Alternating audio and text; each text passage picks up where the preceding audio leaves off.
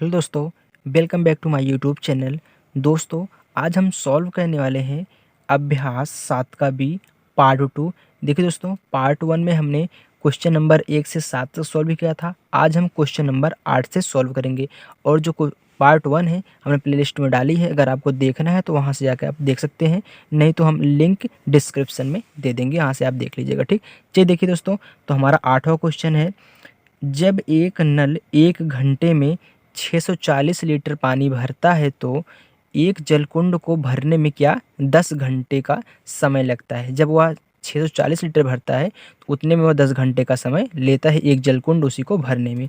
यदि उसी जलकुंड को दूसरे नल से 8 घंटे में भरा गया हो तो दूसरे नल से प्रति घंटा कितने लीटर पानी भरा जाएगा।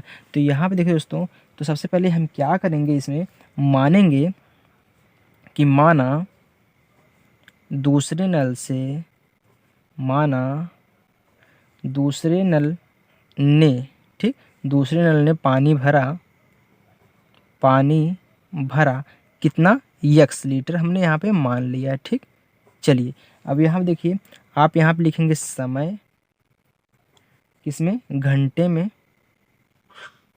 ठीक, और यहाँ पे लिखेंगे मात्रा किसकी, वही लीटर प्रति घंटा की। ठीक, पानी वाला लीटर प्रति घंटा। चलिए अब देखिए समय कितना है, जब 10 घंटे में कितना भर रहा है यहाँ पे 640, और यहाँ पे फिर कह रहा है कि 8 घंटे, तो 8 घंटे हमने कितना माने यहाँ पे यक्स प्रतिलोम वाला है। चलिए उल्टा लगा दीजिए। अब यहाँ पे देखिए, हम जानते हैं कि 10:8 समानुपाती, यहाँ से चलेंगे ऊपर की तरफ ना ऐसे। ठीक, तो कितना यक्स समानुपाती यक्स अनुपाते 640। अब देखिए, आंतरिक पदों का गुणनफल बराबर बाह्य पदों का गुणनफल।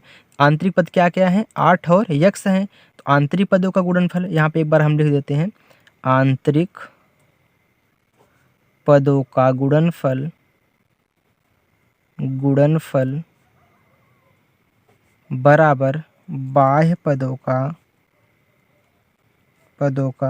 क्या गुणनफल। ठीक, चलिए अब यहाँ पे देखिए दोस्तों, आंतरिक पद क्या क्या है, ये दोनों हैं, बाह्य पद ये दोनों हैं, तो 8 गुणे यक्स बराबर 10 गुणे कितना 640। तो यक्स बराबर हमारा कितना हो गया 10 गुणे 640 बटा 8। 8 के 8 8 अट्ठाई 64 मतलब 80 आ गया। तो यहाँ पे जब हम गुणा करेंगे तो यक्स बराबर हमारा कितना निकल के आ रहा है, 10 गुणे 80 बराबर कितना 800। यही एक्स बराबर हमारा कितना आ गया 800 लीटर। कितना 800 लीटर प्रति घंटा इतना टाइम लेगा। ठीक, 1 घंटे में कितना 800 लीटर भरेगा, ये हमारा क्या हो गया आंसर हो गया। तो चलिए दोस्तों, नेक्स्ट क्वेश्चन 9वां। चलिए दोस्तों, 9वां क्वेश्चन हमारा है, एक छात्रावास में 300 छात्रों के लिए 15 दिनों की राशन सामग्री क्या है उपलब्ध है। यदि अवकाश के कारण 200 छात्र बाहर चले जाएं तो वह सामग्री कितने दिन तक चलेगी। अब यहाँ देखिए, पूरे छात्र कितने हैं 300 हैं, तो कुल छात्र कितने हैं, कुल छात्र कितने हमारे 300 है ना। अब इसमें से कह रहा है कि 200 छात्र बाहर चले जाएं, तो बाहर गए छात्र कितना 200, तो शेष कितने छात्र बचे 300 थे, 300 में से शेष छात्र देखिए 300 थे ना, अब 300 में से 200 बाहर चले गए तो कितने बचे 100 शेष बचे हैं, इतने बचे हैं। अब इतने छात्रों के लिए कितने दिन सामग्री चलेगी। ठीक, अब इसी पे हम इसको सॉल्व करेंगे। तो देखिए यहाँ पे लिखते हैं कि माना 100 छात्रों के लिए भोजन सामग्री चलेगी कितना यक्स दिन, हमने यहाँ पे मान लिया। ठीक, अब चलिए यहाँ पे लिखिए छात्र संख्या और यहाँ पे हम लिखेंगे दिन। चलिए, तो कितने छात्र 300 छात्र थे, तो कितने दिन चल रहा था 15 दिन। अब कितने 100 छात्र बचे तो कितने दिन चला, ये x दिन हमने यहाँ पे माना है 100 के लिए। तो चलिए लगा दीजिए। अब ऐसे लिखिए तो 300 अनुपाते 100 समानुपाते x अनुपाती कितना 15। चलिए अब यहाँ देखिए दोस्तों, अब आंतरिक पदों का गुणनफल बराबर बाह्य पदों का गुणनफल। आंतरिक पद कितने हैं 100 गुणे ये x। देखिए यहाँ पे हम बार बार नहीं लिख रहे हैं, ठीक। बराबर कितना 15 गुणे 300। तो x बराबर कितना 15 गुणे 300 बटा कितना ये 100 हो गया। तो डबल जीरो से डबल जीरो कैंसिल, तो 15 तियाँ 45। x बराबर हमारा निकल कितना 45 दिन तक चलेगा, ठीक। यही हमारा क्या हो गया आंसर हो गया, जो हमने यहाँ पे x को माना था कि मतलब 100 छात्रों के लिए भोजन सामग्री कितना दिन, x दिन माना था। तो x का मान कितना निकल गया 45, तो 45 दिन तक चलेगा, ठीक। यही हमारा करेक्ट आंसर हो गया। तो चलिए दोस्तों नेक्स्ट क्वेश्चन 10वां। चलिए दोस्तों हमारा 10वां क्वेश्चन दिया है यहाँ पे 40 किलोमीटर प्रति घंटा की चाल से एक टेम्पो 5 घंटे में एक यात्री को उसके नियत स्थान पर पहुंचा देती है। यदि उस टेम्पो की चाल 25 किलोमीटर प्रति घंटा होती तो वह उस यात्री को कितने घंटे में पहुंचा देती। तो चलिए देखिए यहाँ पे हम लिख रहे हैं कि माना, सबसे पहले हम मानेंगे कि माना टेम्पो, क्योंकि हमको उस कितने घंटे में पहुंचाएगी मालूम नहीं है, टेम्पो यात्री को पहुंचा देगी कितना x घंटे में, ठीक। हमने मान रखा है, चलिए x घंटे में पहुंचा देगी। अब यहाँ पे देखिए लिखिए चाल किसमें, किलोमीटर प्रति घंटा में, किलोमीटर प्रति घंटा में, और यहाँ पे लिखेंगे समय, ये भी क्या घंटे में, ठीक, घंटा। चलिए अब यहाँ पे लिखिए कितना 40 की स्पीड से है तो 5 घंटे का समय ले रही है। अगर 25 की स्पीड से होती तो कितना x लेती। तो चलिए यहाँ पे लगा दीजिए तीर का निशान। अब चलिए तो 40 अनुपाते 25 समानुपाते x अनुपाते 5। अब आंतरिक पदों का गुणनफल बराबर बाह्य पदों का गुणनफल, तो 25 गुणे x आंतरिक पदों का गुणनफल बराबर हो गया बाह्य पदों का गुणनफल हो गया। तो x बराबर हमारा कितना निकल के आया 40 गुणे 5 बटा 25। चलिए देखिए 5 के 5, 5 पचे 25, फिर 5 के 5, 5 अठे 40। तो x बराबर हमारा कितना निकल के आया, x बराबर कितना 8 घंटे में, यहीं 8 घंटे में क्या होगा पहुंचा देगी, ठीक, पहुंचा देगी। ये हमारा करेक्ट आंसर है। तो चलिए दोस्तों नेक्स्ट 11वां क्वेश्चन कितना 3 श्रमिक, ठीक, कितना 3 श्रमिक। अगर हम यहाँ पे एक की ज्ञात करें तो एक कुशल श्रमिक बराबर एक कुशल श्रमिक बराबर, तो इसको इसमें बटा कर दे तो भी एक का आएगा, तो 3/2 श्रमिक। हमने क्या किया 2 को 3 में भाग करा दिया, तो हमारा ये कितना एक कुशल श्रमिक का निकल के आ गया कितना 3/2। तो यहाँ पे इसलिए कितना एक था ना, तो फिर इसलिए 6 कुशल श्रमिक, तो 6 से गुणा करा देंगे 3/2 में। कुशल श्रमिक बराबर 3/2 गुणे 6, 2 1 के 2, 2 तिहाई 6 बराबर 6 कुशल श्रमिक बराबर कितना 3 त्रिक का 9 श्रमिक, ठीक, 9 श्रमिक। तो यहाँ पे लिखेंगे 6 कुशल श्रमिक प्लस 1 श्रमिक। देखिए 6 का कितना है 9, इसका कितना 1 बराबर कितना हमारा 10 श्रमिक, ठीक। चलिए अब यहाँ पे लिखिए श्रमिक, चलिए यहाँ पे लगा देते हैं। यहाँ पे देखिए लिखिए श्रमिक,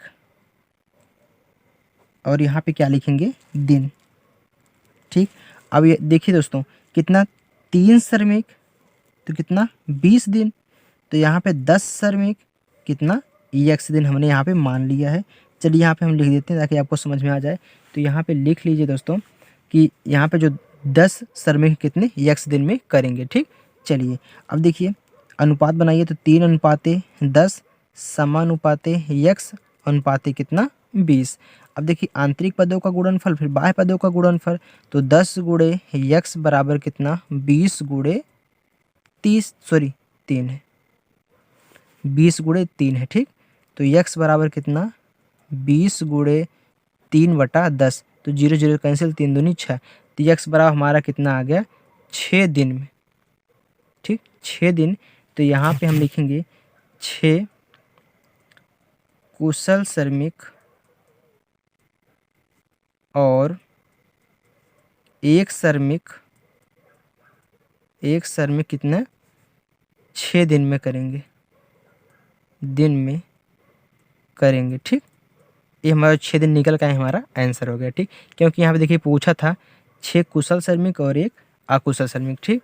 चलिए तो हमारा क्या हो गया आंसर हो गया। तो चलिए दोस्तों नेक्स्ट 12वां क्वेश्चन। तो यहाँ पे देखिए थोड़ा 12वां क्वेश्चन काफ़ी लंबा मतलब क्वेश्चन यहाँ पे दिया गया है, तो इसको हम आपको दिखा देते हैं, हम उसमें सॉल्व कर देंगे, ठीक। चलिए देखिए तो दिया है एक चींटी की लंबाई 4 मिलीमीटर तथा एक टिड्डे की लंबाई 4 सेंटीमीटर है। टिड्डे और चींटी की लंबाई में अनुपात बताइए। इन दोनों में अनुपात ज्ञात करना है। फिर कह रहा है कि यहाँ पे 4 मिलीमीटर है ना, यहाँ पे 4 सेंटीमीटर, ठीक।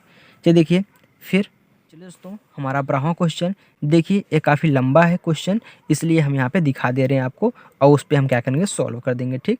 चलिए देखिए तो कह रहा है कि एक चींटी की लंबाई 4 मिलीमीटर तथा एक टिड्डे की लंबाई कितना 4 सेंटीमीटर। टिड्डे और चींटी की लंबाई में अनुपात, मतलब टिड्डा और चींटी की लंबाई में अनुपात हमको निकालना है। फिर कह रहा है कि घर में पाई जाने वाली छिपकली की लंबाई 20 सेंटीमीटर और नदियों में पाए जाने वाले मगरमच्छ की लंबाई कितना 4 मीटर। मगरमच्छ और छिपकली की लंबाई में क्या अनुपात है वो इसको ज्ञात करना है। क्या टिड्डे और चींटी की लंबाई का अनुपात मगरमच्छ और छिपकली की लंबाई का अनुपात समानुपात में है। तो चलिए देखते हैं है कि नहीं है, हम इसको सॉल्व करते हैं, ठीक। तो चलिए दोस्तों यहाँ पे सॉल्व करिए। तो सबसे पहले क्या चींटी की लंबाई